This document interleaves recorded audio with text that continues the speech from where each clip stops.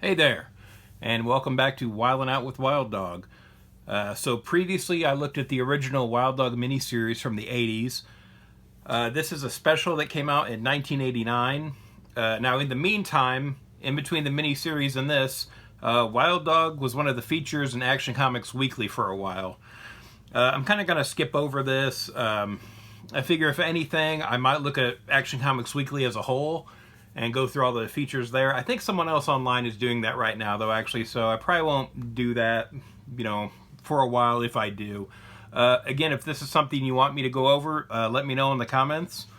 But right now, we're going to skip ahead to the Wild Dog special here. It says The Return of Wild Dog, and we have him behind bars here. And this doesn't play out like I thought it was going to in the book. So let's take a look here. So we're starting out with kind of a recap here of what's been going on with Wild Dog in the meantime. So he's been going after the mob, and this issue is called Dog Catcher, and it's written by Max Collins and art by Terry Beattie, no Dick Giordano this time.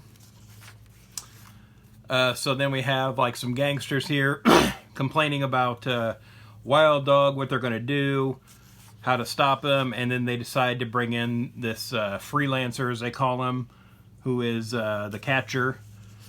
And they say they're not comfortable with bringing in someone from the outside, but, the assistant here says it'll take a wild card to catch a wild dog. Then we cut to Jack here, who, as we learned at the end of the original miniseries, is Wild Dog. And this is his friend Flint, who is a police officer who knows his identity, and talking about, kind of what's been going on. And they talk about there's been a series of bank robberies going on by this group who've been killing people and how to deal with it. Then it cuts to the gangsters hiring the catcher here. This is the guy they're sending after Wild Dog, and he's sort of like in disguise here, meeting in the park. And they're kind of discussing Wild Dog and how to handle him. Then we see Jack at the firing range with his buddy Ram from the previous miniseries, and they're kind of talking about Rock Island, which is sort of like the big blowout at the end of the miniseries, and kind of recapping that, our four suspects from the miniseries are all football buddies from college. Then it cuts to a sort of robbery in progress by this group that's been knocking over banks, and they kill the security guard and a bystander here at the bank. Then as the cops show up, this man approaches Susan King, again our reporter from the original miniseries, who was kind of covering the Wild Dog story, and she's the one that kind of came up with the suspects herself. And so this is, the catcher in disguise here, trying to get information on Wild Dog, since he knows she's the one that covered the story and would have information. Then we have Grant confronting Jack here, or Graham rather, confronting Jack here, saying that he knows that he's Wild Dog. He apparently ran his bullets that, the shells that he left at the firing range, and confirmed that Jack is Wild Dog. And this is where Jack tells him too that Andy and Lou, the other friends from the group, already know that he's Wild Dog, and Graham's kind of the last to find out here. Then we have Susan kind of going out with the catcher here, even though she doesn't know who that is. He's been promising her like a documentary about Wild Dog that she would, be involved with, and she sees it as, a way to further her career. Then we cut to another robbery where these security guards here are killed, and now one of the robbers is shot in the process too, and they leave him behind.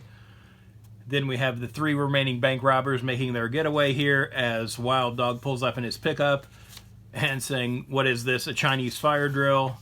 And he kind of mows them all down in the street here.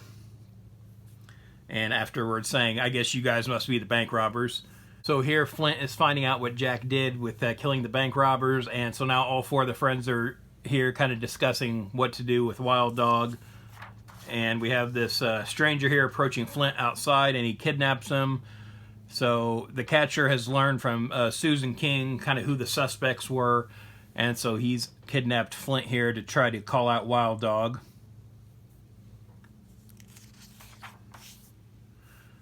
Here we have Wild Dog kind of breaking into the warehouse here where they're at. He, kind of pulls a Batman here, going up on a grappling hook and through the window, as opposed to kind of just shooting through the front door.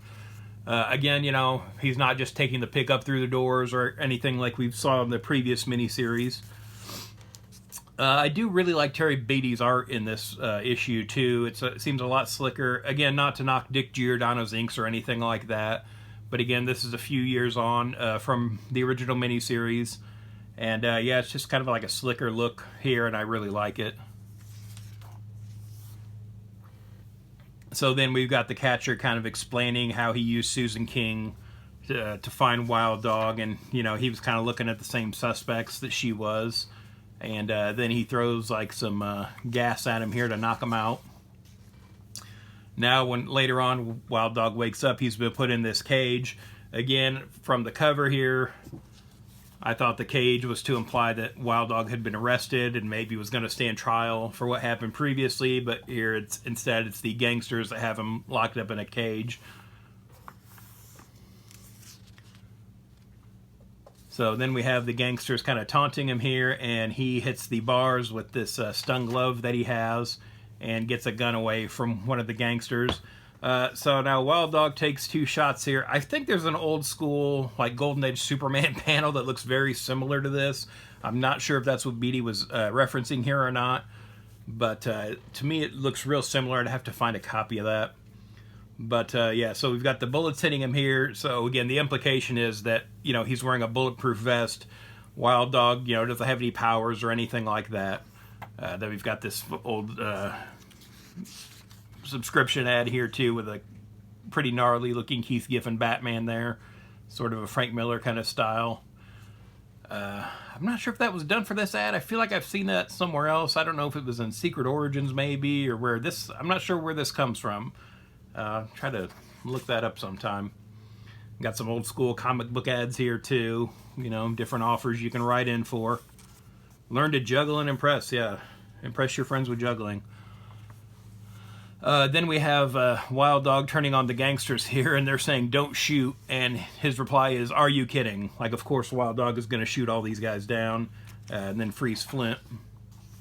So now at this point, the Catcher left when he turned over Wild Dog to the gangsters, and so now the rest of those guys are dead, and just Wild Dog and Flint are left standing. Meanwhile, the mob boss is freaking out here, and Catcher's telling him, "Well, I caught him once. If you want me to do it, you'll have to pay me again." And so that's kind of our end of the story here. We've got not a letters page, but almost just like an editorial kind of behind the scenes. A lot of talk about Miss Tree, another Max Collins book here. And I think they kind of tease a Wild Dog Miss Tree crossover, which I don't know if that ever happened or not. I'm not sure. But yeah, so that is the Wild Dog special from 1989. Yeah, again, seems like they've really kind of figured out the formula for a Wild Dog story here. This is kind of more what I was expecting in the original series. Kind of wish we would have got more, though. Again, I really like Terry Beatty's art in this. It looks a lot more polished than before. Again, I don't know if that's just his progression as an artist over the years, or if it's just him inking the work himself. But yeah, really liked it. Kind of wish there was more. I don't know. I don't think Wild Dog had another series after this. I'm sure there's cameos here and there. And again, the character did appear on the Arrow TV show a while back on the CW, so there's that. But yeah, that's as far as I know right now, that's it for Wild Dog.